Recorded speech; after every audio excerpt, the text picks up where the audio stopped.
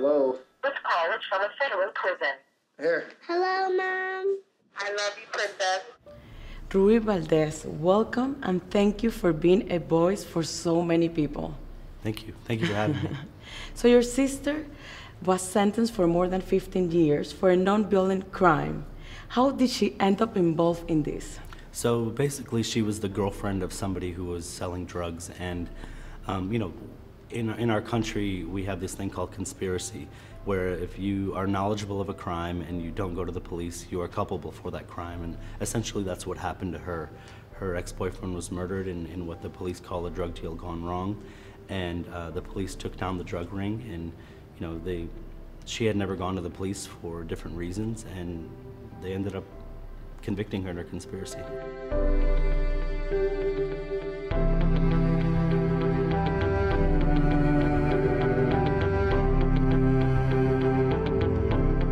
And when someone is put in behind bars for conspiracy, do you think it's a failure of the government? I think it is, because I think that the government fails in the sense that it doesn't look at cases individually. It doesn't take into consideration that maybe this person is somebody who's not a detriment to society. We focus on punishment, not necessarily rehabilitation, which is what I think the criminal justice system should be. And my sister was sentenced 6 years after the fact.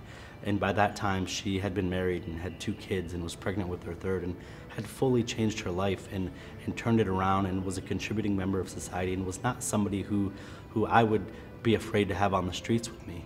To me, no matter what you go to prison for, if you're going to walk our streets again, I want you to be rehabilitated, and I want you to be somebody who can continue to contribute to our country.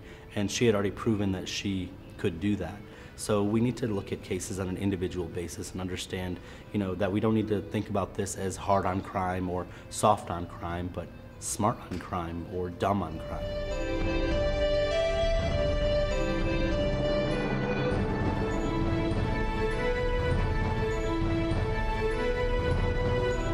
And when someone is locked in prison, how true is that everyone is also locked?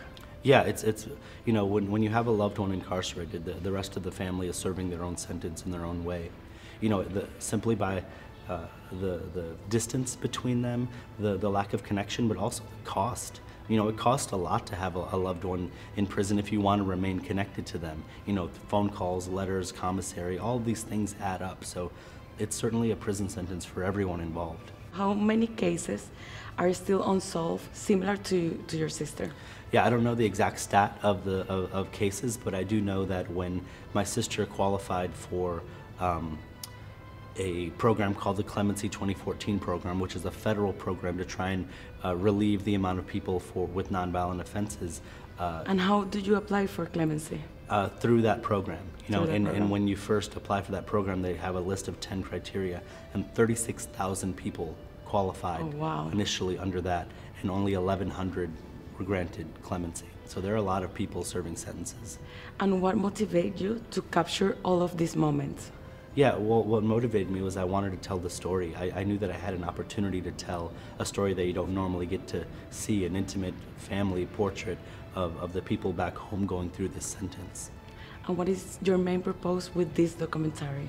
Well, I think I want people to obviously understand that they need to vote. They know the importance of voting, but aside from that, the sort of cultural shift that needs to happen. We as a community can no longer sit around and allow people to take advantage of and profit off the backs of poor, disenfranchised communities, mostly brown and black people, through this prison industrial complex. And this is not a film about guilt or innocence. It's about sentencing and being smart on sentencing, the effects that it has on the family and the community.